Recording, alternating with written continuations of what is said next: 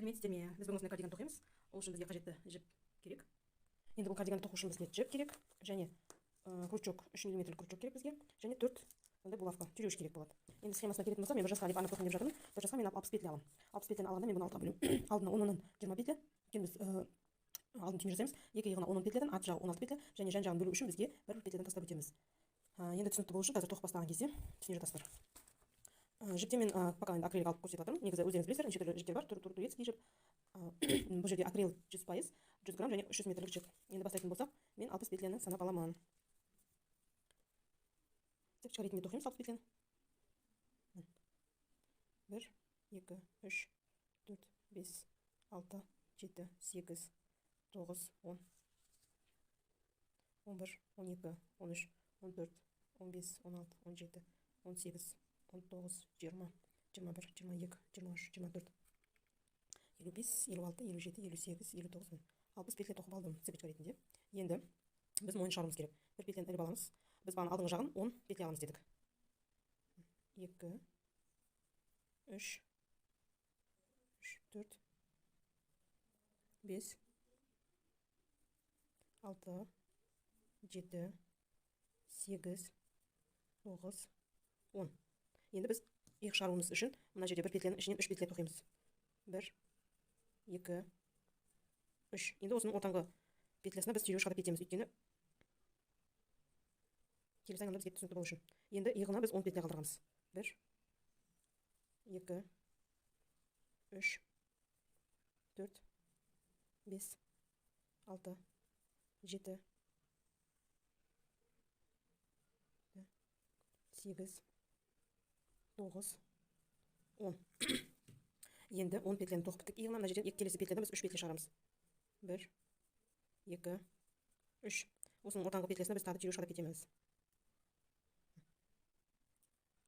Енді артына біз 16 петля тастағымыз.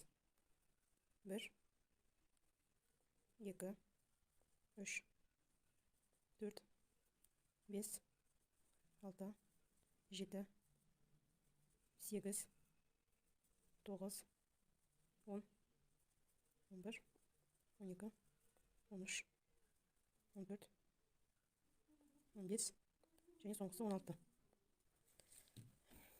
Келесі петлядан тағы да бір петлядан біз 3 петля тоқып шығамыз. 1, 2, 3. Осының ортаңғысына біз түйреуіш қадап кетеміз. Келесі иыққа біз 10 петля тастадық. 1,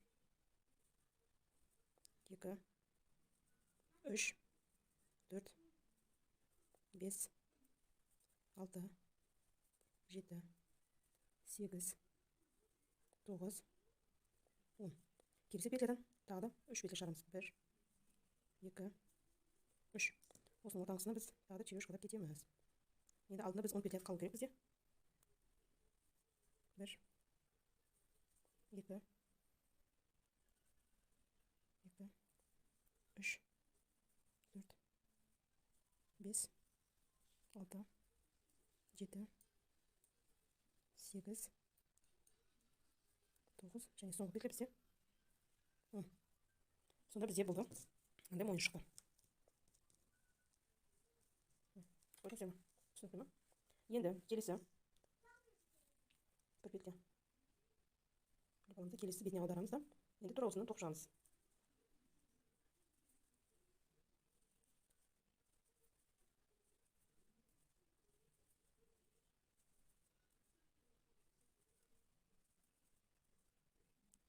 Мына петляға келдік қой біз бағана. Осыны снимать етеміз дағы. Осы тесіктен біз тағы да 3 не шығарамыз петля. Ортаңғысынан 1, 2, 3. Үшіншісіне біз түйреуіш қадап кетеміз. Келесі түйреуішке дейін тоқимыз.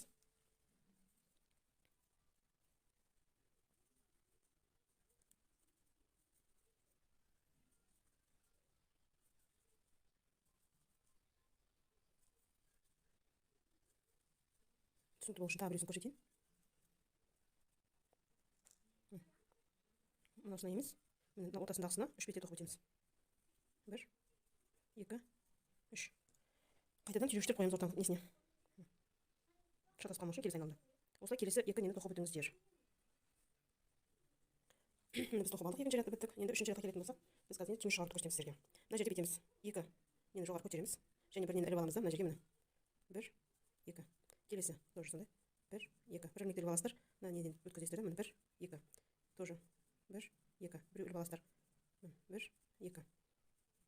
1 2. Сонда бірден мынандай ұзақ пайда болды. Іліп аламыз. 1 2.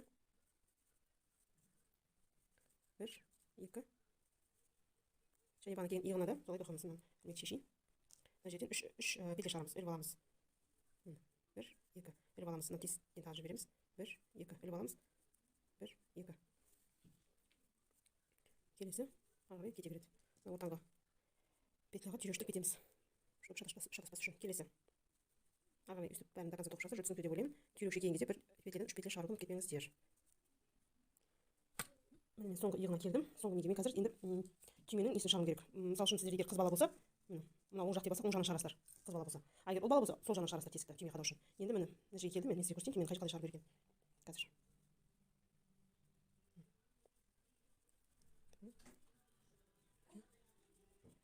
Şu.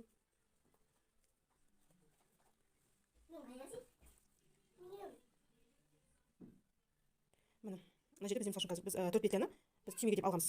Қазір түсіндірем. Егер түйме кішкентай түйме қалайтын болсаңыздар, бірақ петля тастап кетсеңіздер болады. Мына жерде мен қазір бір петляны түймеге тастаймын. Өйткені мен 2 немен тоққаннан кейін дәу болып кетеді түйме. Сол үшін кішкентай түйме қалдыршы міне. Бір петляны іліп аласыздар да, мына жерде бір петляны тастап кетесіздер. И біреусін іліп алып, мына жерде мен 2 петля қалды ғой. Біреу, и мына жерде.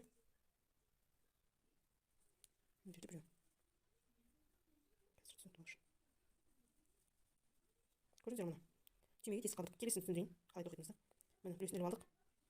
Енді шағын тесікті қалдырамыз. Ана қалып кеткен тесікке бірінен іліп алып тоқи бересіздер.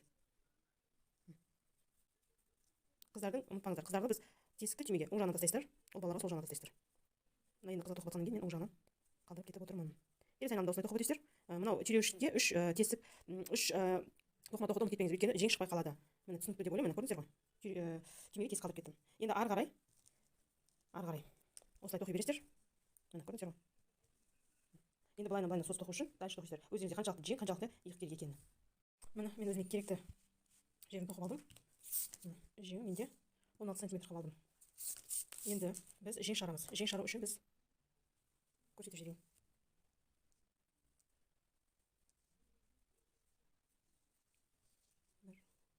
Түйреуіш тұрған жерге дейін тоқимыз.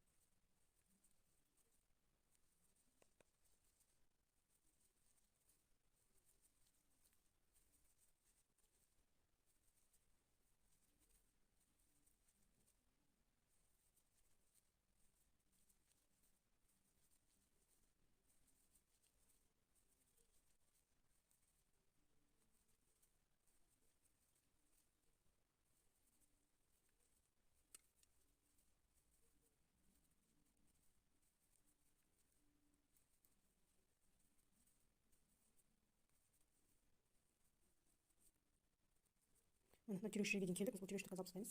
Бізге енді бұл түйреуіштің қажеті жоқ. Және осы жермен мына екінші түйреуішке дейін мына түйреуіштің орнына мына жерден аламыз. Біреу, екеу, үшеу, төртеу, 5 петля тоқимыз. Жалпы тоқсаңыздар өздеріңіз ертеңіз, өйткені жеңі тар болып қалмау керек. Көрдіңіздер ғой? Енді мына екінші түйреуіштің орнына алып тастаймыз. Осы жерге біріктіреміз. Көрдіңіздер ғой? Түсінікті ма? Енді артын артқы жағын тоқимыз келесі түйреуішке дейін.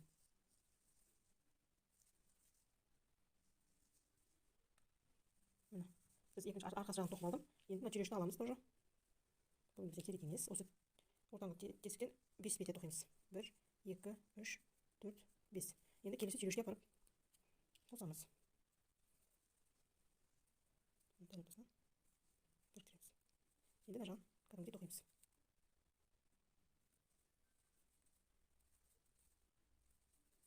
Біткенше осылай тоқып келе саламыз. Міне көрдіңіздер осындай бізде жең пайда болды. Енді біз ары қарай көрсеткен қалай жалғастыратынымызды. Жаңағыдай үлгіде енді сплошной ешқандай петля қоспай біз тоқи береміз.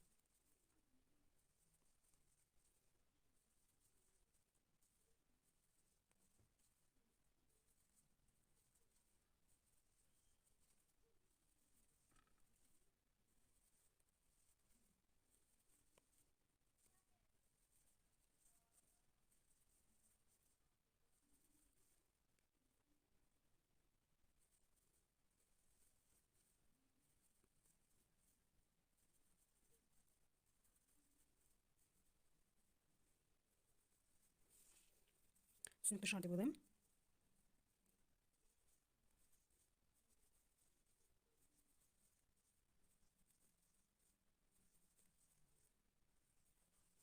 Бағанағы тоқылған 5 белгіні жалғастырып тоқып кетеміз. Тоже іліп аламыз біреусін. Біреу, екеу, үшеу, төртеу, мына жерде бесеу. Ары қарай жалғастырып арқа жағын тоқып кетеміз.